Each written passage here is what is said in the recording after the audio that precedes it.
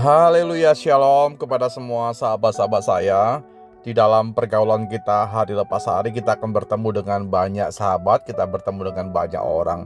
Ada orang-orang yang begitu murah hati ketika melihat orang lain menderita, dia lekas untuk berbelas kasihan dan dia bisa menunjukkan kasih.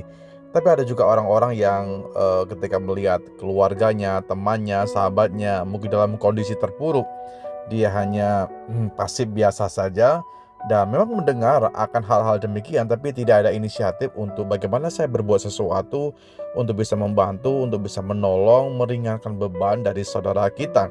Ya, kita bisa melihat banyak sekali hal-hal demikian di sekitar kita.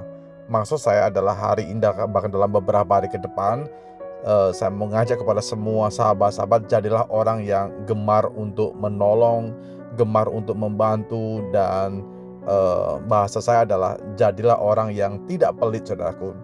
Jangan menjadi orang yang pelit, jangan menjadi orang yang kikir, jangan juga menjadi orang yang hanya fokus kepada diri kita masing-masing, karena sesungguhnya sifat pelit itu akan memiliki dampak yang negatif buat kita. Saya garis bawahi, kalau kita mengembangkan sebuah sikap yang pelit, yang medit, yang hanya fokus kepada diri kita, itu efeknya adalah hal-hal yang negatif.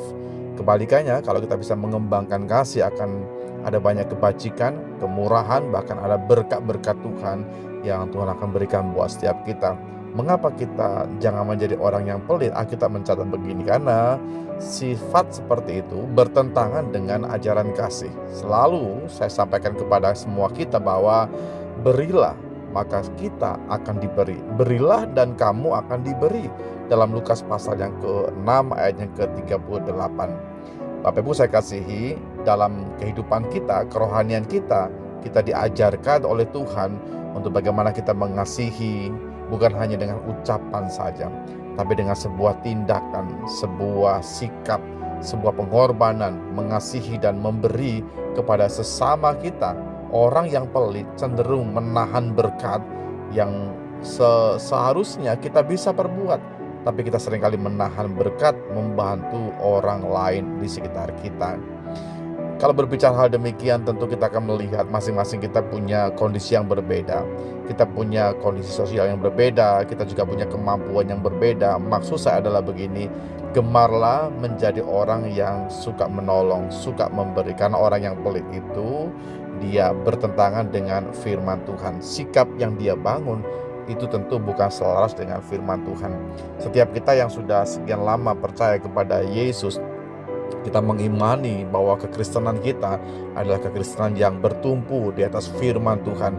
Mari kita menjadikan pola kehidupan kita, landasannya adalah firman, dasarnya adalah Kristus.